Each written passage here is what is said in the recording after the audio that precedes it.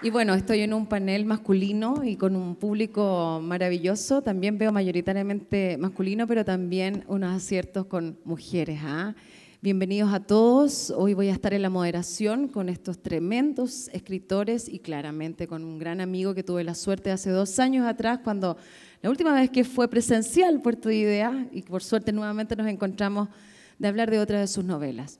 Sin duda, una de estas novelas hoy viene a explicarnos, a entendernos, a relatarnos, a meternos en el mundo de la ficción, pero también con 2 grandes escritores, uno que juega de local, otro que también viene un poquito más lejos, pero Eric también juega de local. Él tiene historia, familia, su madre y su padre, referentes importantes también acá en la ciudad de Antofagasta. Y además estamos entre amigos. Este es un encuentro entre amigos para hablar de la imaginación, pero con un fundamento matemático, con un fundamento literario, creativo y también con realidades que se vuelven ficción.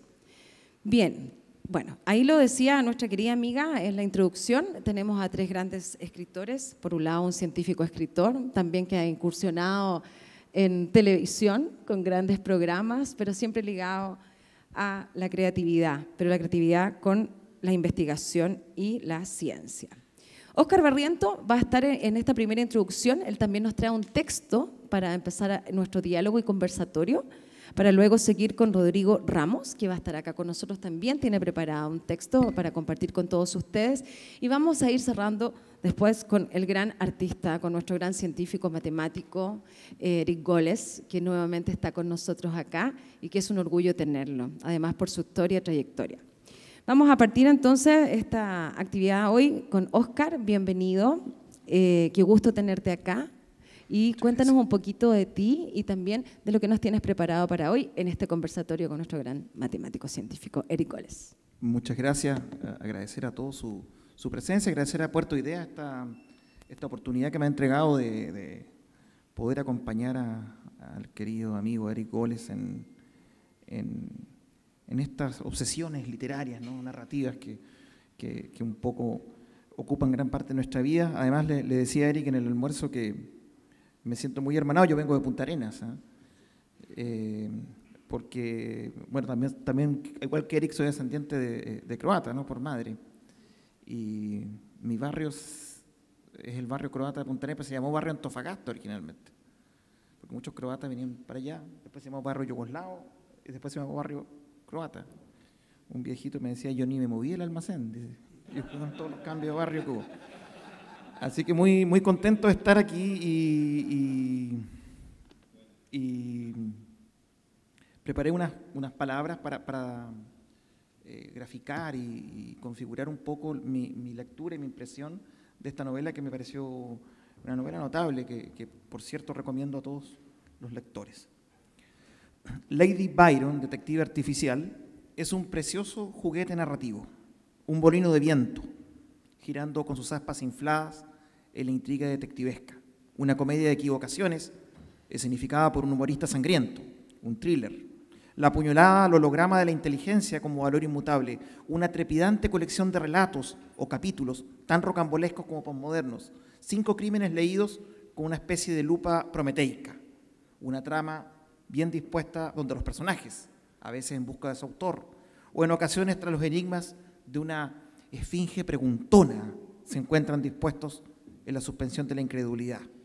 Pero también en el móvil que gatilla acciones humanas tan extremas como el asesinato, desafiando el límite sinuoso entre lo virtual, lo consumado, lo contractual, lo gótico, lo estrafalario. Eric Goles ha creado esa maquinaria, ese artefacto narrativo que alberga, como en el corazón de una bellota, la raíz de una agudeza visceral. Eso es quizás toda gran novela. Un fragmento de acontecimientos se ensanchan en su alegoría, desde lo ínfimo hasta lo más maximalista, creando ondas concéntricas donde habita el transcurrir de sus personajes, o derechamente haciendo el detalle un afilado estilete, el rifle de Chekhov, el motivo escritural. Toda la gloria del mundo cabe en un grano de maíz, decía el apóstol José Martí. Allí, en el despliegue de aquella prosa ágil, erudita, picaresca y por momentos cáustica, vive el duende de una ficción genuina que Eric eslabona y desarrolla con singular orfebrería. Esto me recuerda unas palabras de Michel Onfray: del aparato digestivo a las crisálidas indumentarias, del rostro tumefacto, sucio, quemado, a las prótesis obscenas, de las caras nómadas, a los marcos petrificados en sus funciones mortíferas, la mutilación expresa la quinta esencia de toda metafísica. No hay plenitud ni perfección, ni cumplimiento, sino imaginarios o post-mortem. Así pues, antes del tránsito no cabe acceder a sus fantasmas, como no sea con el mito, el sentido, la palabra, la forma. Desde el caso de la novela que hoy nos convoca, se trata de la tercera del autor, aunque Eric también sabe que la ficción y la matemática no son almas llamadas necesariamente a divorciarse, y que viajan en la travesía del pensamiento, comparten el apetito por la revelación y lo abstracto, como ese morral donde vive lo infinito. Esta entrega es una elocuente dimensión de ese acerto. En la filosofía de Borges, santo patrono de la imaginación razonada, cada escritor funda a sus predecesores, a sus antecedentes, incluso en cierta medida a sus ancestros. De esta manera, Eric Goles observa su oráculo y vislumbra a Augusta Ada Byron, hija de la baronesa Annabella Noel Byron y de Lord Byron, el poeta desbocado que algo tuvo que ver con el nacimiento de Frankenstein, el Prometeo moderno, más conocida como la condesa Lovelace, cuya madre intentó inocular en su hija cualquier vestigio del espíritu romántico paterno y la abocó al mundo de las matemáticas. Ella, tras ver el artilugio mecánico de Charles Babbage para calcular secuencias de números, generó la idea de un artefacto que pudiera programarse y reprogramarse para realizar diversas tareas. Pero, ¿quién es Lady Byron en esta novela? En términos duros, es un programa, una subrutina neuronal de reconocimiento visual y voz, además de un algoritmo de aprendizaje automático. Es una inteligencia donde lo femenino cobra categoría y régimen, que en esta ocasión vive en un ordenador. Un hada cuyos pases mágicos se ocultan en los circuitos. Es hacker y musa redentora a la vez. Se involucra en los revesados tratados de Lacan y es analizada por un Sócrates porteño, un psicoanalista argentino, valga la redundancia. Es una entidad femenina que sueña con salir de la prisión de la pantalla y abrazar con vitalismo el encuentro con nuevas latitudes. Es una ludópata inveterada, es un alma detectivesca, enciclopédica, sarcástica, pero también asombrada ante la aparición del dialecto y el aforismo, incluso de la chilenidad pintoresca. Es ante todo una diosa inútil, cuya capacidad deductiva se reduce a una arrolladora melancolía cuando no interviene el espíritu indagador de su creador, Arquímedes Barrientos Carter, que responde a la sigla didáctica de ABC. Doctorado en Tokio en inteligencia artificial, agobiado en el horroroso Chile por las 500 horas semanales, de las cuales hablaba Nicanor Parra, deriva sus teorías y su programa zigzagueante universo de las predicciones bursátiles, lo que lo lleva al barrio alto de la penitenciaría de Santiago, una suerte de castillo de IF casi voluntario, donde desde su laptop puede consultar el oráculo, sumergirse en el laberinto del alma humana, en inextricables casos por resolver, lejos de la mediocridad, de las soporíferas horas de clases de su exmujer. La libertad como una vida que está en otra parte, diría Kundera, no siempre es el credo de ABC. Esa fe no entra fácil por la puerta de su parroquia. Es más bien el apetito indagatorio que se expande como la galaxia de Andrómeda. De esta manera, en la novela de Goles se produce aquello que la tradición británica solía llamarse Couples, un Don Quijote idealista, hasta la extemporánea ingenuidad, un Sancho simplificador de superestructuras de comportamiento, Sherlock Holmes y Watson, Monsieur Dupin y su narrador testigo, algo también del Ignatius Reilly, de esa genial novela titulada La conjura de los necios, con su humor tan negro como la sangre de Drácula. Esta dualidad complementaria no solo significa el encuentro y la fusión de dos formas de desenredar las complejas madejas que conducen el alma criminal, sino también dan cuenta de dos saberes, el que reposa en bibliotecas, el que orbita por las calles en la oralidad de los vendedores ambulantes y en las canciones de radio AM. Quiero decir que a través de estos personajes el lector se encontrará con Turing y Rubén Blades, los sesudos congresos psicoanalíticos y un concierto de Rafael de España en el Enjoy, todos batidos en la misma coctelera. Quiero decir que es una novela sin aduanas que se plantea como un precioso objeto ante ese cisne tenebroso que es el lector. Todo ello en el marco de una intensidad, de una configuración. Esta novela construye su narrativa desde una coloquialidad significativa y, por cierto, desde una humanidad contenida en la máquina. No solo como el simple paso por una cadena de producción o un golem fabricado por un Prometeo melancólico, sino en tanto los detectives salvajes forman esa misma Matrix. ¿Será que la humanidad traspasa a la máquina no solo sus destrezas y raciocinios, sino también su patos? La paradoja del ajedrecista de Metzel, referenciado en la novela, es que finalmente se trata de un engaño, de la simulación de una máquina, pero en este caso no opera por ese sitio. Barrientos Carter le ha entregado su antorcha prometeica a un oráculo asombrado. Personajes que dudan, ya que finalmente la duda debe seguir la razón como si fuera una sombra, siempre con un lenguaje cristalizado en los secretos del lenguaje.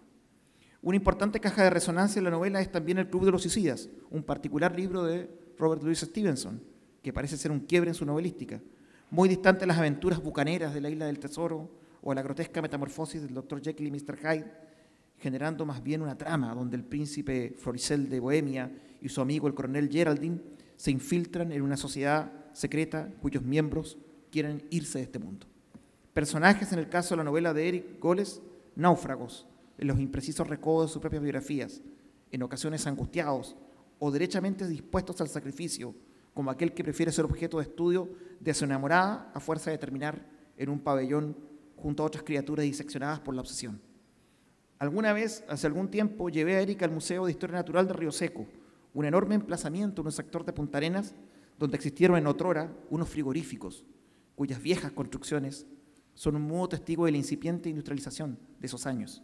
Vi su rostro entre atónito y pensativo, observando a los animales en estado de osteotecnia, en huesos que daban la sensación de que los vertebrados volvían, a través de ese extraño arte, a ser dinosaurios. De manera especial, una ballena sei que se encuentra con sus costillas y sólidas mandíbulas suspendidas en el aire por férreas poleas, un gigantesco tabernáculo de vigas y latas sosteniendo en el aire a un leviatán melviliano. Cuimio debió saber que en su imaginación se activaría un caso policial del todo tétrico, pero también cargado de pasiones desaforadas y que el lector encontrará en estas páginas. Por otra parte, los espacios de la novela que la novela propone son en importante medida un personaje más, fuertemente sugeridos por la velocidad de los diálogos, muy en modo dramatúrgico, lo que otorga a la narración una dimensión muy cinematográfica. En una narrativa chilena que de cierto tiempo a esta parte se ha vuelto un poco autorreferente y majadera, excesivamente metropolitana y aséptica, girando como pirinola en el tablero de la autoficción y donde el realismo pareciera ser un valor en sí mismo y no un recurso literario, cobra una vigencia muy particular una literatura como esta, que no teme a reconocerse como tal, que no opere como la coartada de lo vivido corazón abierto, ni desde la pretenciosa idea de que se transcribe una suerte de coloquialismo marginal. Descolla esta escritura que se reconoce como artificio del lenguaje, creada para ofrecer un imaginario a la sensibilidad de la razón, o si se quiere, al corazón de la inteligencia. Muchas veces la literatura es el norte utópico por el cual se conduce la realidad misma. Goles ejercita una curiosa y prodigiosa estocada en lugar de proyectar literariamente una realidad objetiva, por llamarla de algún modo misterioso.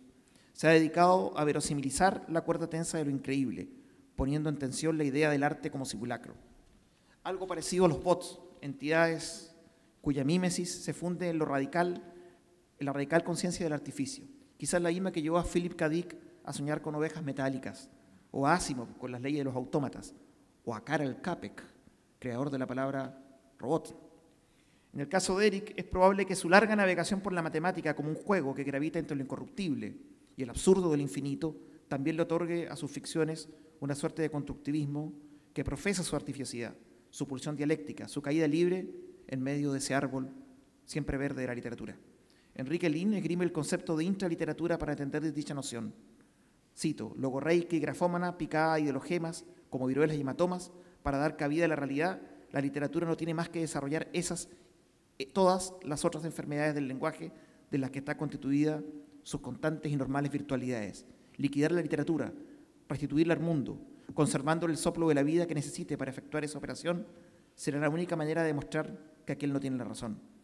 Naturalmente, Lady Byron tiene cruces con diferentes tradiciones narrativas, entre las que predomina el afán de construcción detectivesca desde Conan Doyle, Agatha Christie y Chesterton, hasta referentes de la llamada novela negra norteamericana, Ross Macdonald, James Cain, Carol John Daly, Dashiell Hammett, Raymond Chandler, quizás con guiños a algunos representantes del neopolicial latinoamericano, como Osvaldo Soriano, Leonardo Padura o Ramón Díaz Zeterovich.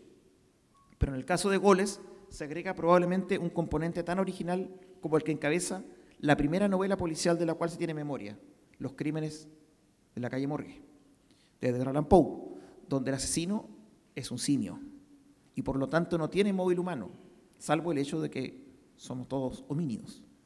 Aquí los móviles humanos son destrabados y deconstruidos tanto por análisis de los hechos por parte del detective y por la inteligencia artificial. Es decir, la solución no es solamente humana, o quién sabe, la máquina es el mayor acto de humanidad que puede de repente esgrimir el hombre. Muchas gracias. Wow.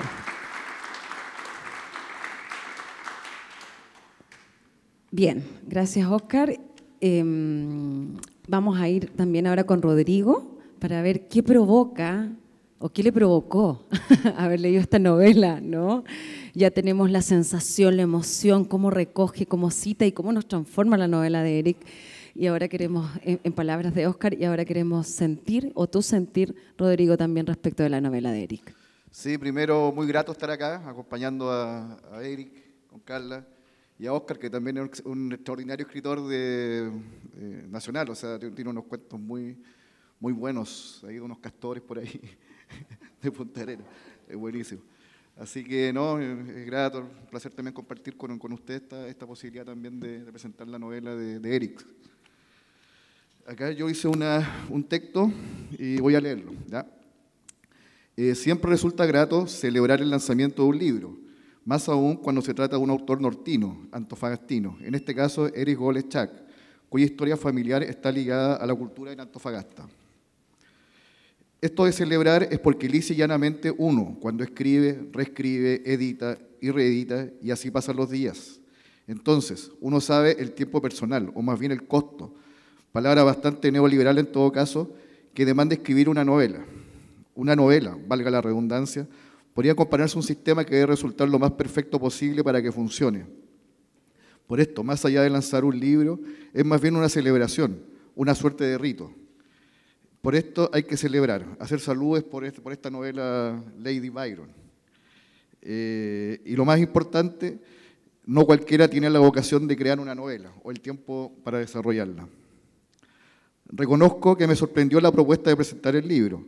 Proyecté a Eric Goles con una novela más bien enfocada a una maraña científica o algo de ciencia ficción pura, tema del cual no soy tan lector, o derechamente no los leo. Sin embargo, a medida que me fui entregando la lectura, hallé una chispeante novela negra, a ratos clásica, de ahí también los varios guiños a Arthur Conan Doyle, el padre de Holmes y Watson, de la mano de este Lady Byron, un personaje que de a poco te va ganando, haciéndose entrañable a medida que pasan las páginas. Más aún cuando comienza a relatar en primera persona, en un derecho que se gana con mayúscula dentro de esta entretenida novela. Mi pregunta, más bien mi desafío, es cómo contextualizo el texto en Antofagasta, aun cuando un cuarto de un poco más allá, se lleva a cabo en Punta Arenas, de la mano de Don Ove, que al parecer se encuentra presente acá. Personaje Don Ove. Si bien Lady Byron es una novela distinta y única quizás dentro de la literatura chilena y más aún dentro de la literatura confeccionada en el norte grande, revisando mis papeles, como diría el recordado Sergio Gaitán, o más bien mis archivos Word, hallé una serie de novelas de ciencia ficción y otras novelas negras, acá, digamos, contextualizadas dentro del norte. En cuanto a ciencia ficción dura, hay textos de terror surgidos desde Arica, con autores contemporáneos como Connie Tapia, Pablo Espinosa, u otras cuya motivación son los videojuegos. Y es ahí donde me detengo. Autores más bien jóvenes, no más de 30 años, que se han criado en el ambiente del videojuego y narran desde esa instancia. Game Over, por ejemplo, es una antología de relatos publicada en 2012 por la editorial Sino Sargo, originaria de Arica, pero que se asentó en México hace alrededor de 5 años o un poco más. Cito el comentario de la solapa del libro de Sino Sargo, escrito por el académico y escritor Daniel Rojas Pachas. Es claro que como toda muestra o antología, muchas visiones siempre quedan fuera, pero el resultado nos tiene extasiados, ya que se dan cita a diversas generaciones y focos que contribuyen desde su privilegiado ángulo a trazar mapas y recorrido de lo que es el videojuego como experiencia. Tenemos así de un realismo sucio de Culebrón, representado por Mario y compañía, a visiones alucinadas, en unos casos hiperrealistas y violentas, y en otros actualizaciones oníricas de Pac-Man y su universo shooter o a destajo cortesía de Doom o Wolfenstein 3D, y los sandbox, tan populares por estos días, tampoco son la excepción.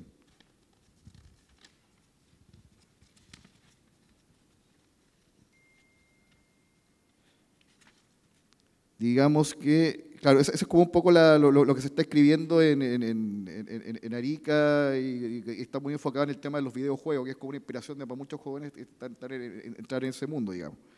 ¿Ya? En cuanto a cuentos negros, las obras más conocidas son las del autor Hernán Rivera Letelier con su tira Gutiérrez. Sin embargo, Mario Bamonde, el para muchos mayor narrador del norte, nos cuenta desde las pequeñas revoluciones pampinas, después de tantos abusos, a veces con balazos y sangres y fatalidades, en los que podríamos denominar más bien la historia negra de la Pampa Salitrera, que sale del relato picaresco de la Pampa.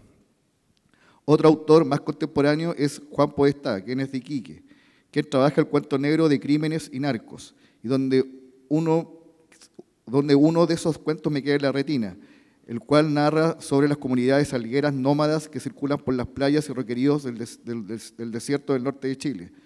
Comunidades compuestas por expresidiarios, migrantes y gitanos, en su mayoría donde la convivencia es prácticamente la misma de la cárcel. Manda el más fuerte y si alguien muere en el camino se va al mar donde los bichos marinos hacen su trabajo y de paso nadie los extrañará entre los vivos. Entonces, mi pregunta es ¿dónde puedo encajar a Lady Byron? Y es ahí donde quizás la gran gracia de este texto es la posibilidad de humanizar la inteligencia artificial y aquello resulta extraordinario. La inteligencia artificial, por ejemplo, se me aparece últimamente cuando envío correos por Gmail. Es ahí cuando aparece este personaje, sujeto anódino sin forma, que tiene la imprudencia de leer el mensaje y generar un par o a veces 3 alternativas de respuesta. Y lo peor, de acuerdo al mensaje que uno escribió. Claro, habitualmente son mensajes de trabajo, pero si se trata de mensajes con un contenido subido de tono, ¿qué haría esta inteligencia? ¿Cómo contestaría? Lady Byron, en ese caso, sabría cómo contestar. El primer indicio y único de la novela, con Antofagasta, quizás un guiño histórico o una historia transmitida por la tradición oral, que al parecer es uno de los grandes mitos de la ciudad. Por ahí le he preguntado a periodistas antiguos y no lo reconocen. Es sobre el mito de la célebre lluvia de hormigones sobre Antofagasta, contra las polillas. Una hermosa ficción que merece una novela propia. Imagínelo, de repente un avión o un helicóptero que lanza bichos o insectos desde el aire. Insectos que al parecer no habían sido estudiados o investigados en cuanto al efecto en la población. Estos pequeños hormigones negros fueron elegidos para combatir las polillas, que hacían trizas los parquet y las maderas de los closets, en una época de madera y adobe, nada de pisos flotantes u otras cosas por el estilo. Los hormigones, insectos carnívoros, lograron su objetivo, de reducir la población de polillas. Sin embargo, las personas comenzaron a ir urgencia por la picada de estos insectos. Hoy los antofagastinos sabemos lo que es una picada de hormigón, a diferencia de otras ciudades. Lo claro es que en Antofagasta hay estos Silidromirmex wimperi Cameron, 1891, hormigas tropicales de origen ecuatoriano, diría Lady Byron. El origen de estas en la ciudad sigue siendo un misterio, de ahí que se desprende el mito. Le pregunté el tema al historiador del Museo Regional, Héctor Ardiles, y me contestó: al respecto a la consulta de lluvias de hormigones para combatir las polillas, desconozco dicho antecedente. Me recuerda a lo que se decía sobre la internación de gorriones por unas naves en la bahía, a inicios del siglo XX. Historias que hemos escuchado de nuestros mayores y se han repetido de generación en generación. Lamento no tener una respuesta concreta, cordialmente. Eso me contestó, digamos, el historiador. Ahora, respecto a Lady Byron. ¿Qué es Lady Byron? La compañía de un hombre solo, un científico. ¿Y cuánta soledad también arrastra un científico dedicado a investigar tal problema o problema X? O alguien que está privado de libertad, una amiga imaginaria, una muñeca de látex, o todo a la vez. Opto por esta última posibilidad, descartándolo de la muñeca de látex claramente, entendiendo a Lady Byron como la mejor compañía para pasar un tiempo dentro de la cárcel. El problema es cuando esta inteligencia artificial tiene los desvaríos y problemas emocionales de cualquier ser humano. En este caso, el vicio de la ludopatía, por ejemplo. O también como extensión de su creador, el señor Arquímedes Barrientos Carter. Lady es para mí más bien un humano, y es ahí el dilema o desafío que propone la novela con este personaje. ¿De qué forma me la puedo imaginar o proyectar en mi cabeza si no tengo una descripción física de ella? Y es más, si se considera físicamente que no es humano. No, sería muy pobre imaginarla dentro de un notebook, con el rostro de una mujer de alguien, como puede ser un juego infantil. En esto del notebook se me viene a la cabeza un molusco que habla. Y Lady claramente no es un molusco con caparazón de plástico fabricado en China. Lady es un humano, insisto, claramente, pero un humano preso, definitiva. en esta concha de plástico chino, que es el, digamos, que es el computador, en fin. Ella pide brazos, quizás pies, en algún momento de la novela. Y claro, se me viene a la cabeza la replicante Sora de Blade Runner, la película de Ridley Scott, basada en la novela de Philip K. Dick. Sueñan los asteroides con ovejas eléctricas. De todos modos, en el texto hay bastante referencia a K. Dick, y en especial cuando se relata sobre el Club de los Suicidas. Lady Byron es un mérito para la ciencia de un país, Lady Byron como tal, como investigación, no como la novela, como proyecto dentro de la ficción de la novela, es un mérito para la ciencia de un país acomplejado, como dice ahí la novela, y que en realidad entrega poco y nada de apoyo a la ciencia, cuestión que por lo menos está en el debate de la nueva Constitución. Lady Byron tiene ese rol de quimera, o más bien una ironía, o quizás por este poco apoyo que hay para la ciencia no pueda surgir nunca una Lady Byron como tal, o tal vez como alguna patria de algún científico de los que hay que trabajan solos, en silencio, sin apoyo de nadie. Lo bueno es que Lady Byron es literatura y disfrutémoslas como tal. Eso quería decirle. Muchas gracias, Rodrigo. Dos escritores, periodista, un matemático. Ahora vamos con nuestro gran escritor. Quiero aprovechar, a ver si yo te paso este micrófono, ¿sí? ¿Te parece? Primero, ¿qué te produce la interpretación o el sentir de ambos, verdad? Escritores, colegas, amigos, y un poco también ya darte el paso para que nos cuentes de esta novela, la construcción de ella y cómo esta cabeza matemática cruza todos estos saberes. A ver, lo primero, muchas gracias a ti y a ti, Oscar, también. Bueno, me siento abrumado, y no son palabras así dichas al pasar, abrumado porque de algún modo me siento usurpando algo, ¿no? Tanto tú como Oscar tienen un gran oficio en literatura, yo amo la literatura y escribo, pero no he estado toda mi vida o muchos años metido en eso, entonces humildemente me siento abrumado, esa es una palabra. La primera, entonces, por la sapiencia de lo que han dicho, por las apreciaciones y sobre todo una cosa que ya me salgo de la bruma o de lo abrumado para algo súper concreto que siempre sorprende cómo lo leen o cómo uno lee y lo que el autor quiso decir. ¿Qué importa lo que el autor quiso decir en muchos casos? Yo siempre he dicho, me sorprendo con lo que produce lo que escribo, bueno o malo, no importa, las opiniones, qué significa. En alguna parte dije, yo escribo y abro ventanas, o trato de abrir ventanas, a lo mejor las cierro, pero hago un gesto mecánico al hacer eso, y la interpretación, mientras más interpretaciones tenga lo que leo, mientras más sensaciones produce, tanto mejor. Entonces, también me sorprendo por las lecturas de ambos colegas, en este caso, sus lecturas me sorprenden porque evidentemente cuando yo escribí, muchísimas de las cosas que han dicho no estaban en mi cabeza, evidentemente, no estaban conscientemente en mi cabeza, eso es lo que quiero decir. Entonces eso me sorprende mucho.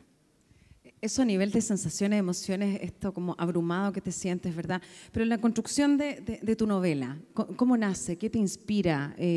Lo podemos deducir al leerlo, pero ¿qué nace ahí? ¿Qué hay detrás de este matemático, de este gran hombre de ciencia?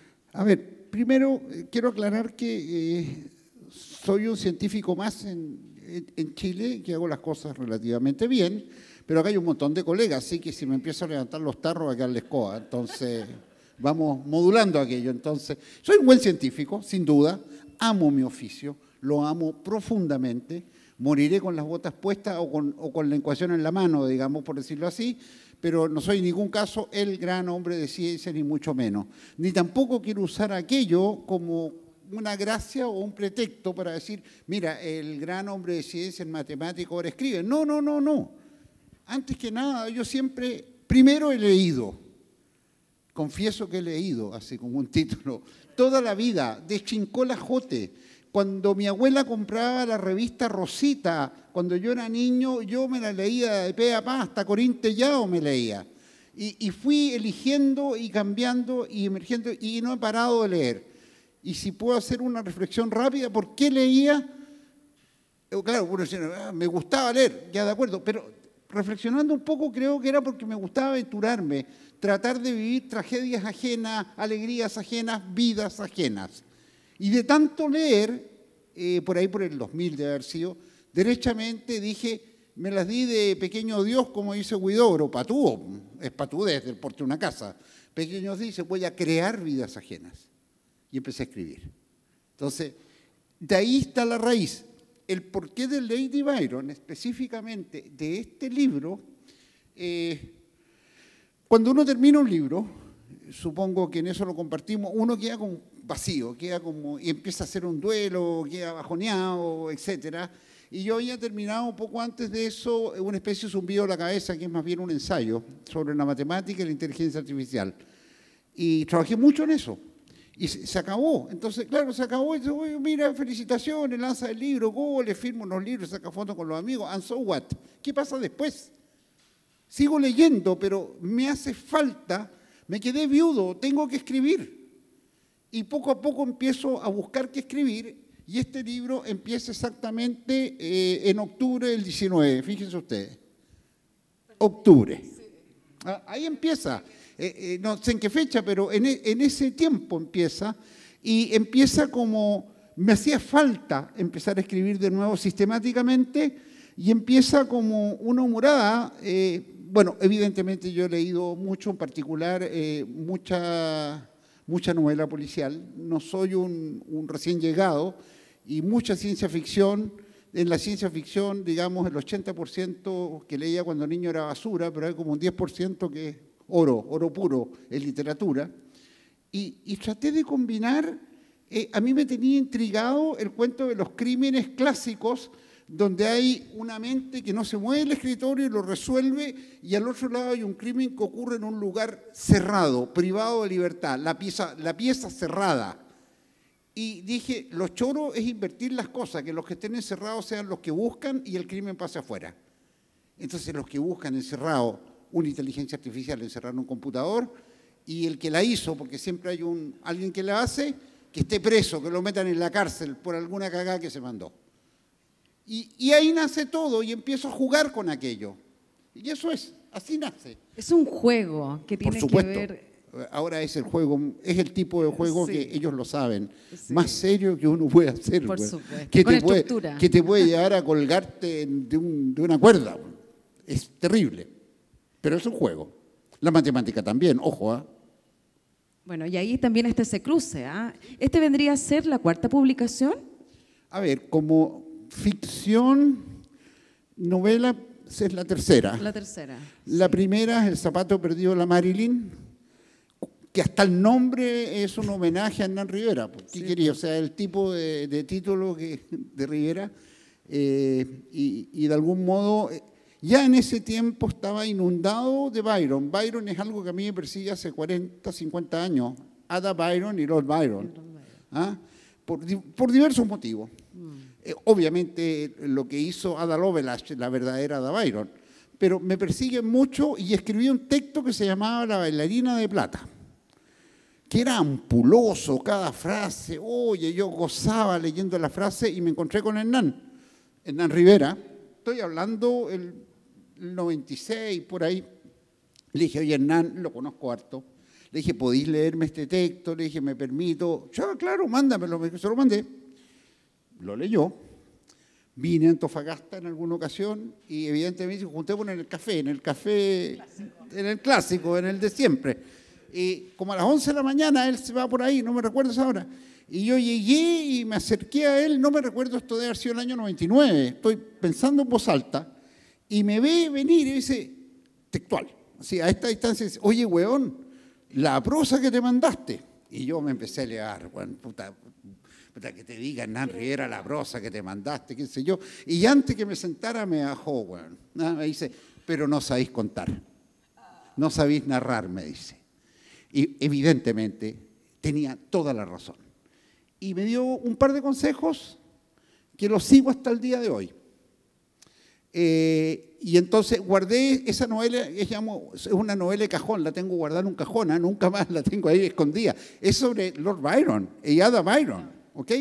Y yo le dije, pero oye, ¿qué puedo escribir? Me dijo, ¿para qué te complicáis la vida? Escribe de lo que tú realmente sabes. Y yo le digo, ¿pero qué sé yo? Y me cae la teja que uno, por lo menos cree, según el psicoanálisis, uno sabe de uno. Entonces ya voy a escribir algo que me toque la infancia, y es Antofagasta. Antofagasta enterito, te respondo a ti en ese sentido. El zapato perdido de la Marilyn es la adolescencia calentona de un joven antofagastino de padres artistas que quiere ser artista y de pronto, sin saber cómo, se da cuenta que en vez de artista va a terminar siendo matemático. Es una pequeña novela con todos los defectos que tiene un primer texto, que uno le escribe fruncido, así, todo apretado, porque el que dirán. Oye, los colegas matemáticos que uno lo matan porque los egos no solo existen en el arte, en la ciencia son peores.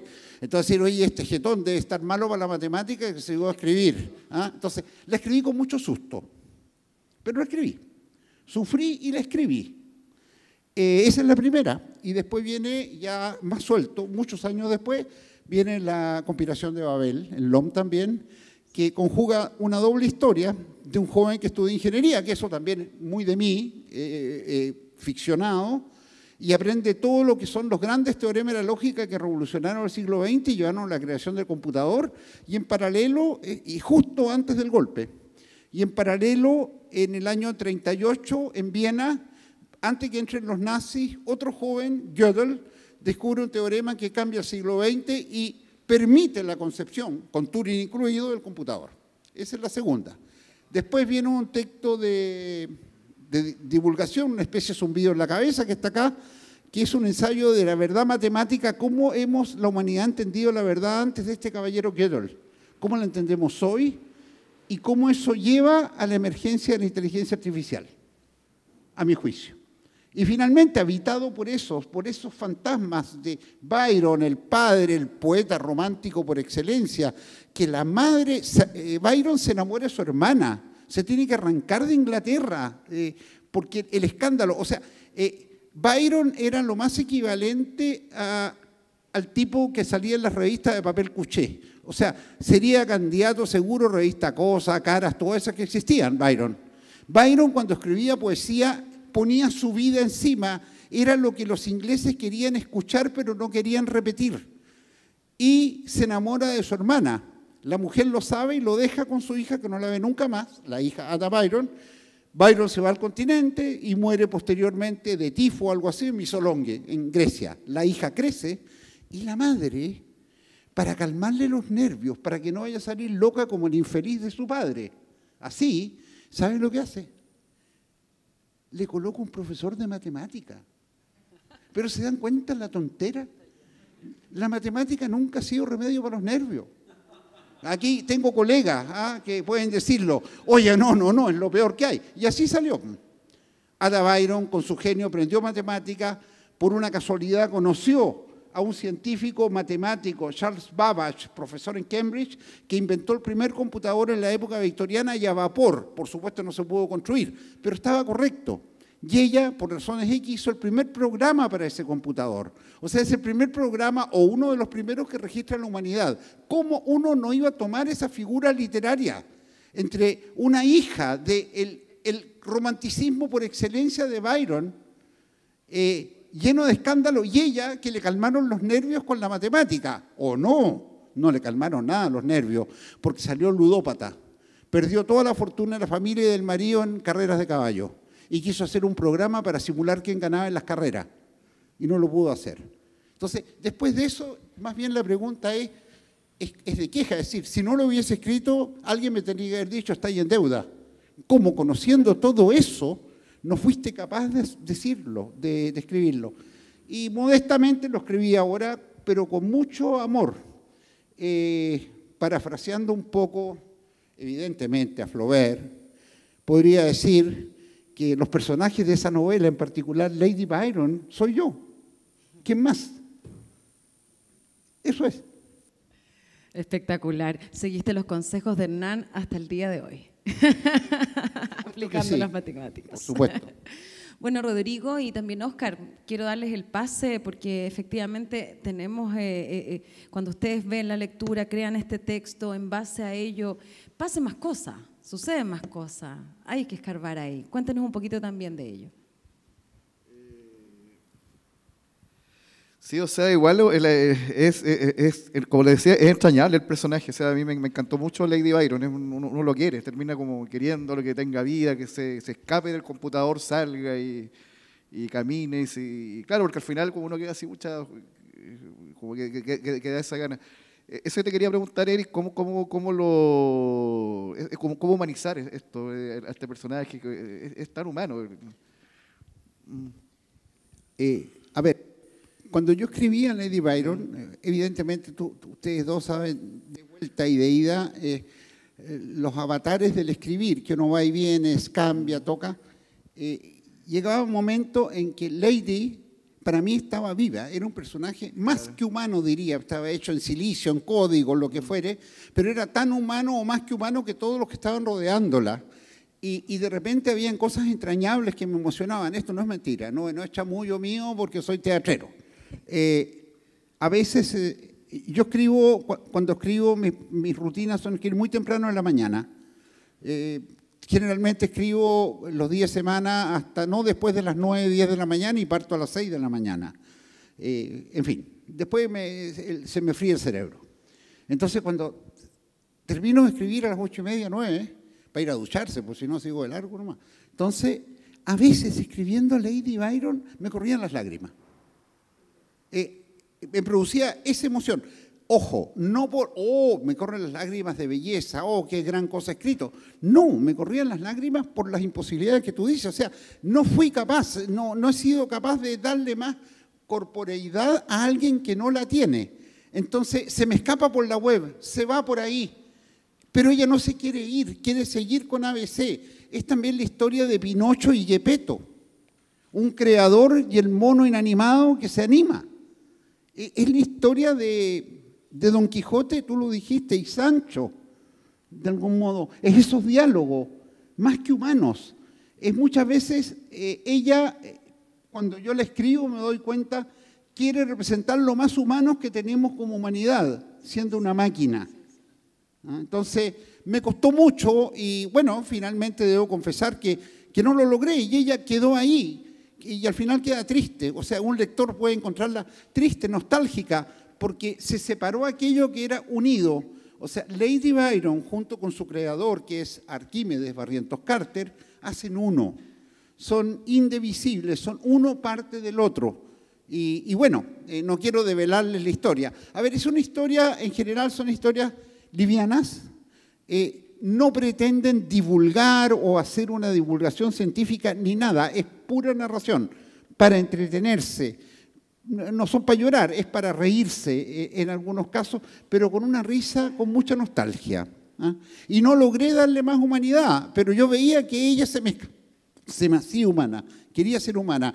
En algún momento está el falsificador que está preso, que escuchaba las variaciones Goldberg de Bach, y ella dice, mira, yo con las dotes que tengo mecánicas de inteligencia artificial podría, si me ponen mano y un piano, podría tocar mejor que él. Quiero tocar piano. Y en las mañanas se levantaba alegre y cantaba la chica plástica de Rubén Blades. En fin, y metía la pata y hablaba mal. Y el meter la pata, díganme ustedes, cuando habla la gente de inteligencia artificial sin cachar mucho lo que es, el hecho de meter las patas, de equivocarse, es esencial para hacer lo que somos como inteligencias. La inteligencia no es algo lineal que no se equivoca. El hecho de equivocarse, de meter las patas, de repente de ofender al otro, que ocurre entre ellos estos dos personajes, es crucial justamente para elaborar una inteligencia. Y traté de hacerlo y no me preocupé mucho de las bases científicas, o sea, es una extrapolación y punto.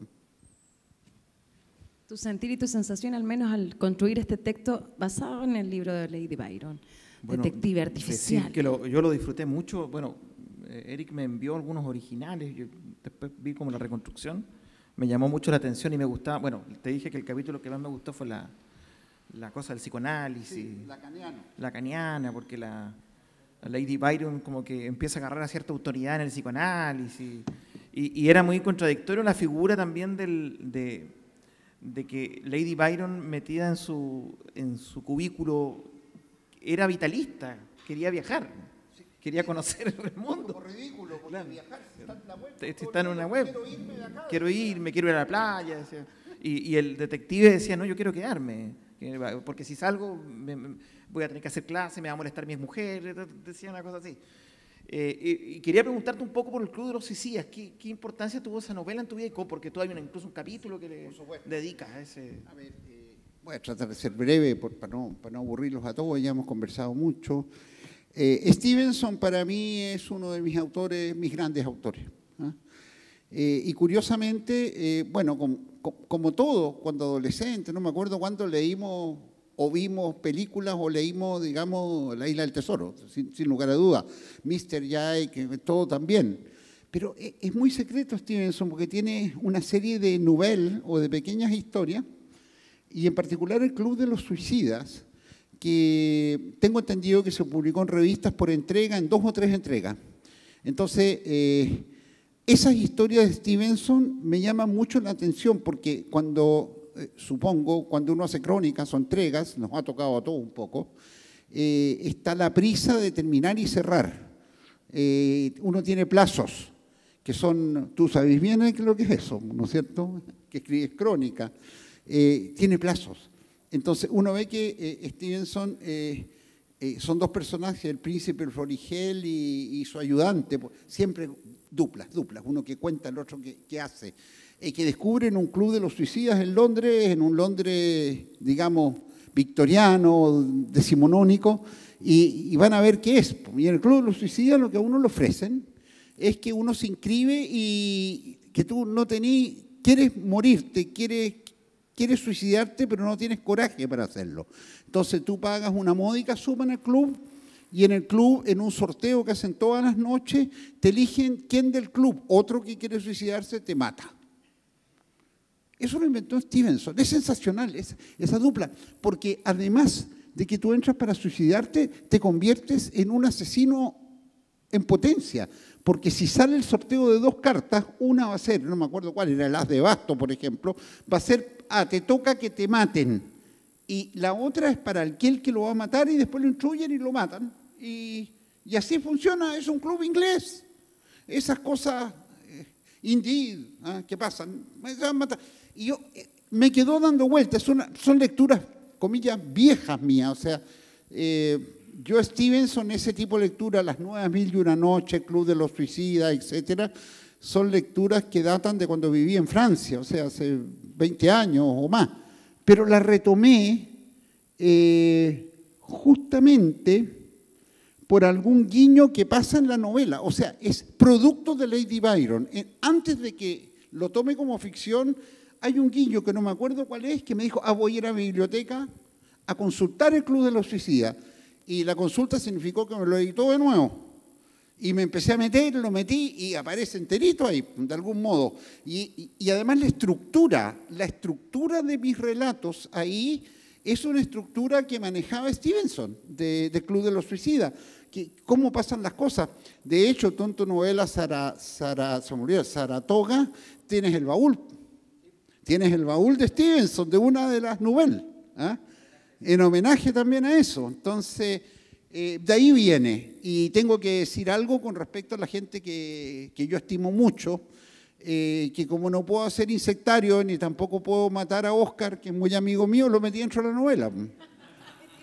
A los que quiero, porque si no, me transformaría en un club de asesinato. Es decir, no es el único, hay como 3 colegas metidos en la novela. Entonces, Oscar es... al final, claro. Sí, pues. Sí, pues tus novelas tienen. Estamos hablando. Tus novelas tienen eso, sí, que es importante también resaltar.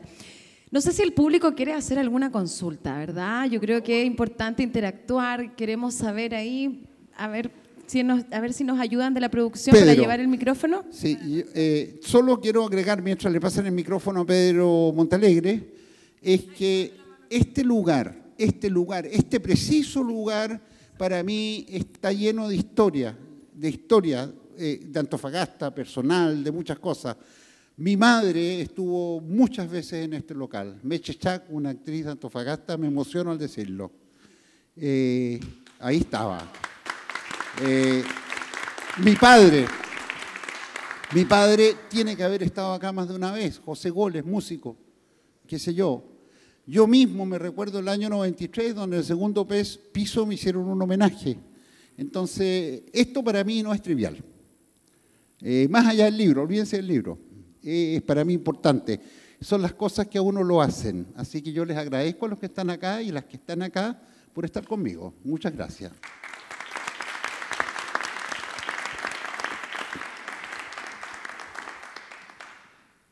¿Aló se escucha? Sí. Nada, Eric, yo te quería primero felicitar y agradecer por tu libro. Yo he tenido la oportunidad y el privilegio de estar contigo, digamos, como colega, como amigo, en la gestión del libro desde cero. Y tú me contabas, digamos, en los fines de semana que estuviste escribiendo unas páginas y qué sé yo. Y hay un elemento que no he escuchado, digamos, en esta reflexión, pero que lo dijo Rodrigo por ahí medio tangencialmente, digamos.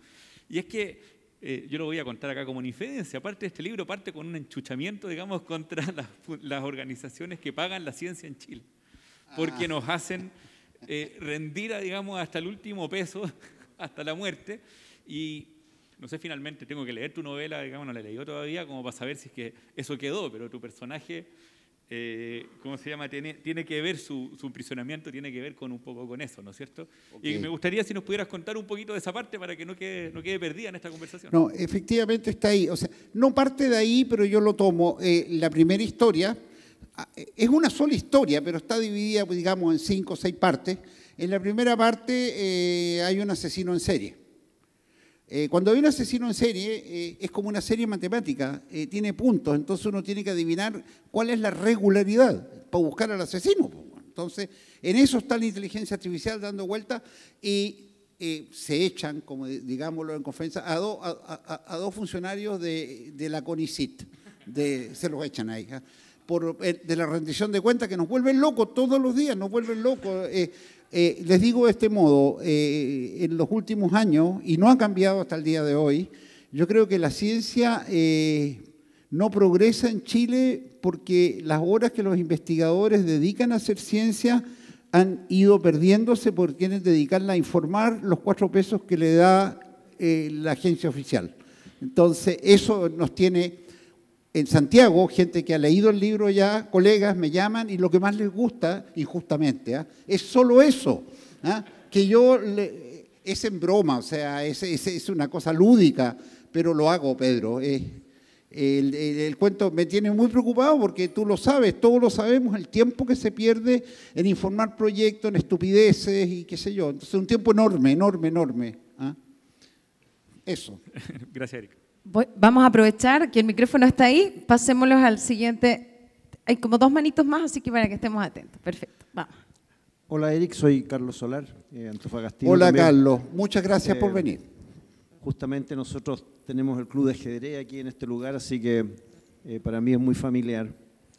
Quería hacerte una pregunta que siempre me he cuestionado respecto a los escritores, y es lo que te dijo Hernán Rivera, respecto a la autorreferencia, de que uno termina escribiendo un poco tangencial, directa o indirectamente sobre su vida, sobre sus experiencias.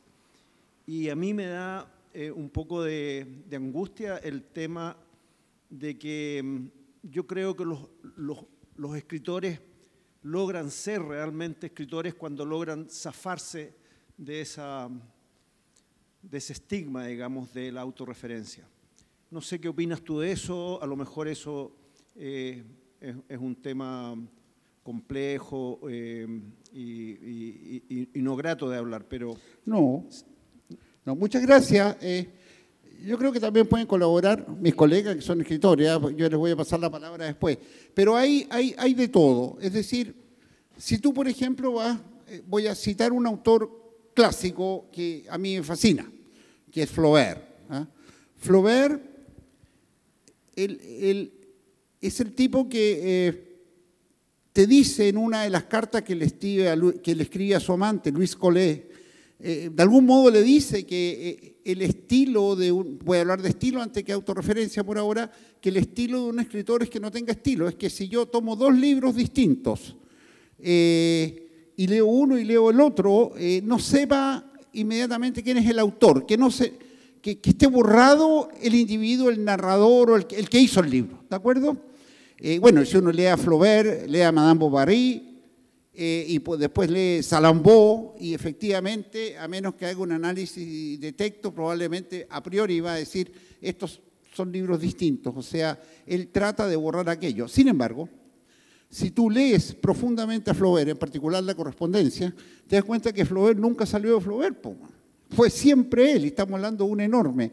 Después, en términos más modernos, acaba de aparecer una saga que yo me la leí entera, me gustó mucho, que está muy de moda lo que tú también dijiste, más allá que a mí me guste la autorreferencia. Por ejemplo, el noruego Ove, ¿cómo se pronuncia el apellido? Que es impronunciable, Nagsvar, algo así. Sacó una saga de 8 volúmenes, estamos hablando de 10.000 páginas, donde con nombre y apellido relata su vida. Marcel Proust hace un relato del tiempo perdido y es su vida. Este lo relata, pero también habla de los pañales con caca de sus hijos. Entonces, hay literatura ahí. Es tan autorreferente que siempre es él. Bueno, son otros ejemplos literarios y tienen aprecio en la comunidad.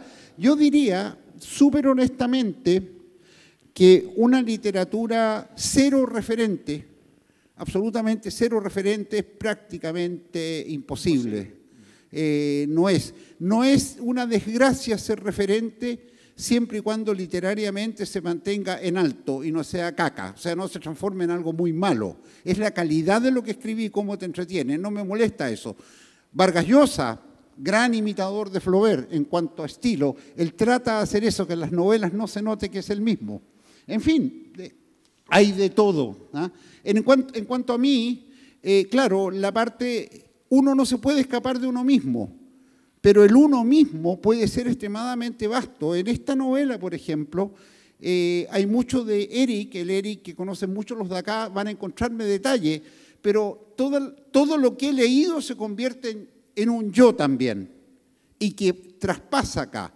Y también hay una suerte de desafío del autor o de uno de los narradores de un texto, que yo quiero hacerte jugar mi juego, soy perverso, yo quiero que me leas y me representes, que seas yo, y yo con eso me divierto internamente. No, eso es una broma. Ya. Es como en el actor, ¿ah? El actor cuando tiene que interpretar claramente hay mucho de uno. Vamos a ver también en... No sé, es una muy buena pregunta. Para la reflexión también. Después tenemos otras más para que el micrófono ahí y después tenemos a nuestro amigo Zlatan. Sí, yo creo que la pregunta es muy atingente la que haces tú. Finalmente, si publicamos libros es porque tenemos la sensación de que tenemos que comunicar algo, ¿no? Otra cosa que también la palabra comunicación está muy desprestigiada en literatura hoy día, y no sé por qué, si la literatura finalmente es comunicación diferida entre gente que no se conoce, lo que tú quieras, pero yo creo que tiene que ver con que la literatura, y quizás en eso también vuelvo a las palabras de Eric sobre casi la infancia, ¿no? Sobre lo que uno lee cuando es chico. La literatura te da la sensación naturalmente de identificarte con los personajes o de vivir otras vidas también. Y eso es como súper importante, vivir otras vidas, tratar de construir tus relatos con las cosas que te pasaron, que no te pasaron, que te contaron, que les atribuyas a otros. Es un constructo absolutamente aleatorio a veces, pero que tiene que ver con nuestra subjetividad, con nuestra mirada del mundo finalmente. A mí me gusta mucho, por ejemplo, hablar ni siquiera de literaturas regionales. La palabra regional nunca la he encontrado muy bonita, además que es media pinochetista, así como regional, militar. Me gusta hablar de escritores territoriales, ¿no? Como que está ligado al territorio, como que nosotros entendemos el territorio. Cuando uno está acá, está en un territorio, está semantizado en un territorio. La novela que tiene Eric sobre El zapato rojo de la Marilyn, zapato perdido de la Marilyn, es una novela territorial, porque es una Antofagasta salina, una Antofagasta que tiene como las novelas de cuando leí Ciudad Berraca de Rodrigo, ¿no? Uno ve la inmigración, uno ve el sistema. Es una novela que se hace cargo del territorio, no pintoresquista no, se hace cargo del territorio, de cómo el narrador mira el territorio. Y nosotros como seres que estamos permanentemente cazando ficciones, a veces habitamos territorios donde las ficciones nos cazan a nosotros, ¿no? Se produce una cosa inversa, creo yo. Rodrigo, desde tu sentir. No, yo como un poco la forma que uno tiene de abordar también a la hora de escribir. O sea, de repente uno cuando escribe en primera persona, como uno es más autorreferente, o sea, va contando un poco, se siente más cómodo quizás, y se va haciendo uno el que va contando el personaje. Y cuando cuenta en tercera persona es distinto, como que uno se va alejando un poco de ese yo interno, que te brota, digamos, de manera casi, con la primera persona te brota siempre, es una cosa que uno está. Por eso es como uno va a enfocar o de qué escribir, digamos, y quizás alejándose un poco de la tercera persona, como que te da esa posibilidad más de abarcar otra, darle una mirada más externa al tema. Yo creo que eso puedo decir. Vamos, ¿eso Arturo? ¿Tenemos el micrófono para Arturo? Sí. Perdón, tenemos acá. Sí, sí, después dos cosas. Arturo. Primero, agradecer, por supuesto, a Eric su presencia y el valor que significa para los que estamos presentes compartir esta conversación.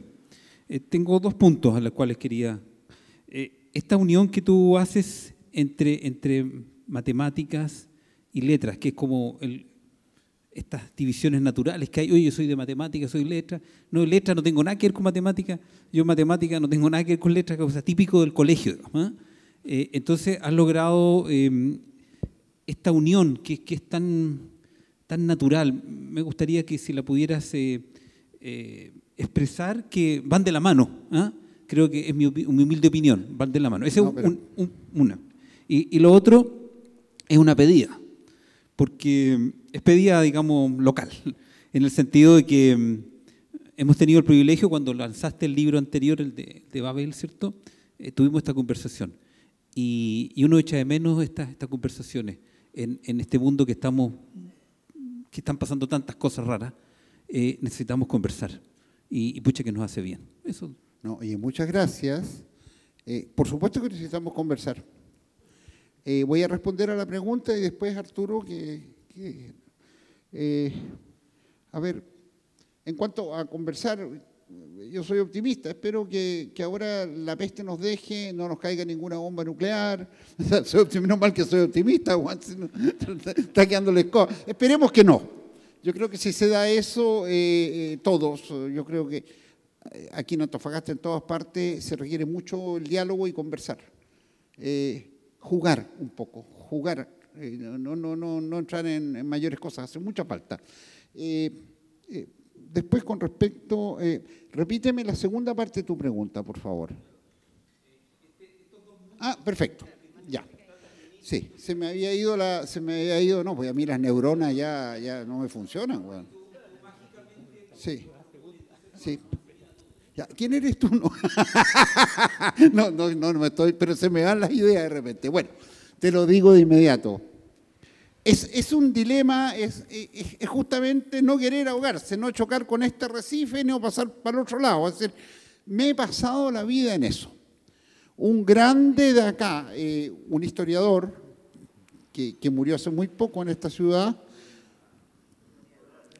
Floreal, que yo lo conocí mucho, muy cercano a muchos de acá, en particular a mi madre, a mí, y a mí me quería mucho, me conocía de chico. Fue él el que me sacó, yo pensaba que cuando chico era un santo, yo en la casa, tranquilo, y miraba las cosas, me dijo, no, era ahí un diablo, la Meche perdió toda la amistad por culpa tuya, porque era ahí un malcriado de mierda, me dijo. Bueno, ese hombre una vez lo entrevistaron por un programa que me hicieron en tele, cuando saqué el Premio Nacional, y le preguntaron qué era yo para él. Y él dijo, miró la cámara, existe eso, lo pueden encontrar en Google, mente brillante. Mira la cámara y dice, Gole no es matemático, es un teatrero. Y es la verdad más profunda que yo he escuchado con respecto a mí. ¿Por qué te digo eso? Porque yo tengo serios problemas en conjugar estos dos mundos, pero viven los dos dentro de mí. La matemática es un lenguaje con el cual expreso ciertas cosas a veces le pego el palo al gato y lo hago bien, otras veces no llego a puerto, pero es un lenguaje que me apasiona. Y nuestra lengua, el español, también. Y me la paso entre las dos cosas. ¿Por qué estoy condenado a ir entre las dos? Porque soy un teatrero. Lo que estoy haciendo acá con ustedes me encanta. Me encanta estar acá. Me encanta escribir, me encanta hacer matemática. Y todo eso lleva una cantidad de angustia que no te la cuento.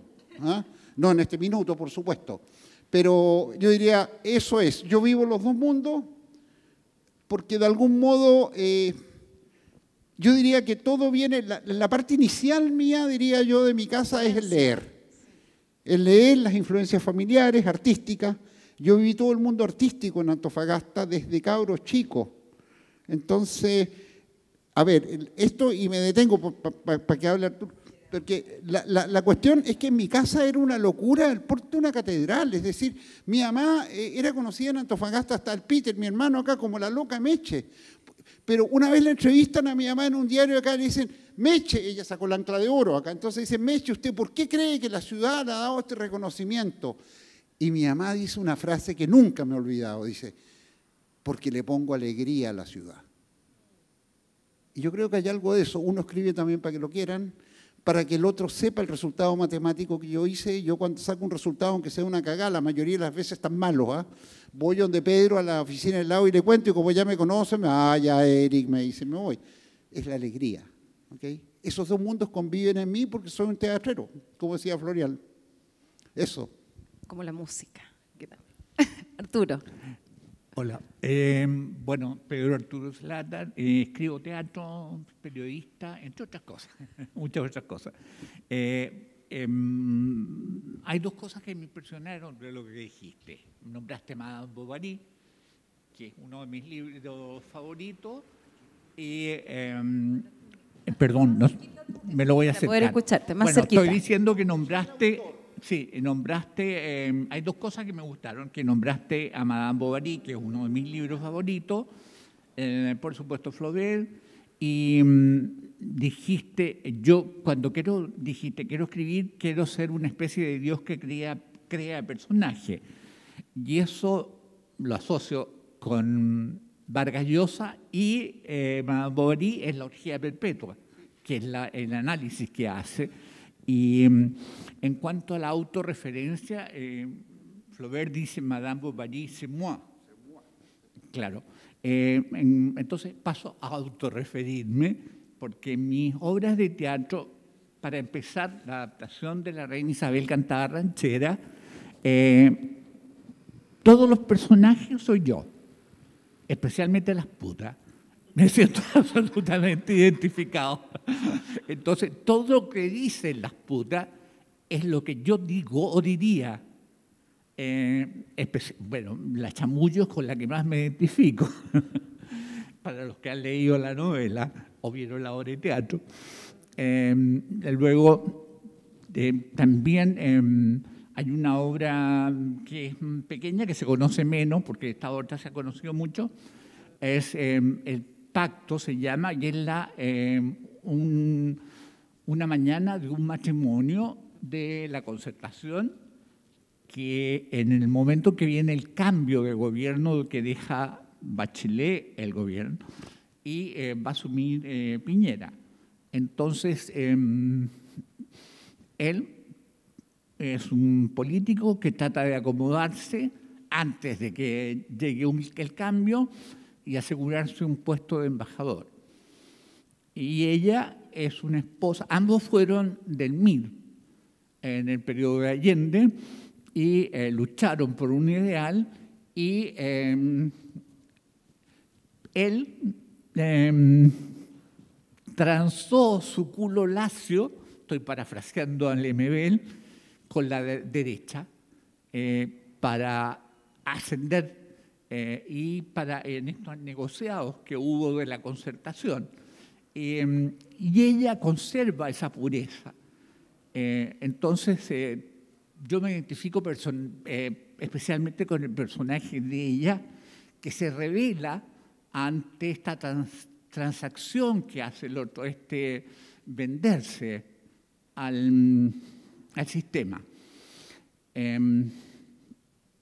Y bueno, en la otra obra, el escándalo de la calle Huanchaca, tuve una investigación de varios años, los personajes está basado en un hecho real de Antofagasta, no querían hablar, entonces creé mucho y ahí paso de las putas a los maricones. Y también todos los maricones soy yo.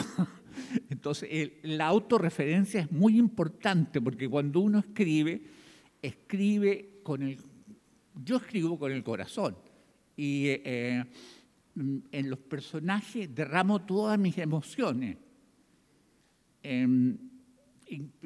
Yo lloro incluso, no porque me resulte lindo, como dicen tú, sino porque estoy transmitiendo mis sentimientos. Eso nomás quería decir. Oye, muchas gracias. Bueno, lo que sucede, y con eso tal vez para cerrar, ¿no es cierto? Para decirle a todos mis amigos, digamos, lo que sucede es que tú lo que hablabas de Huanchaca, qué sé yo, en esta ciudad, para mí, en lo personal, también me decías tú, porque en este Lady Byron no está Antofagasta, salvo los hormigones negros, por decirlo así, ¿no? Pero es una ciudad entrañable en la cual en mi primera novela es el punto central, en el Zapato de la Marilyn. Y al día de hoy estoy volviendo a ello.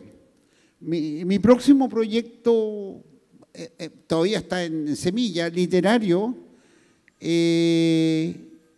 Son 18 años de mi vida en esta ciudad. No es memoria, porque escribir memoria es muy presuntuoso, olvídese. Pero es escribir. Si suenan algo como memoria, tendría que decir, confieso que he mentido, no que he vivido. Entonces, pero es como lo que estoy haciendo. Y es imposible salirse de uno mismo. De hecho, de algún modo, parafraseando un resultado matemático, nada menos que de Gödel, salirse de uno mismo es imposible. Siempre uno se tiene que... No puede ser. Entonces, siempre hay algo de uno en todo lo que uno escribe. Así que yo les agradezco a todos esta presencia. Vamos a dar un aplauso grande a nuestro querido Eric, a Óscar, a Rodrigo, claramente, que nos hicieron también y abrieron la visión. Y a vivir la experiencia de Lady Byron, a vivir la experiencia. Así que gracias que estés acá. Para mí siempre es un gusto acompañarte.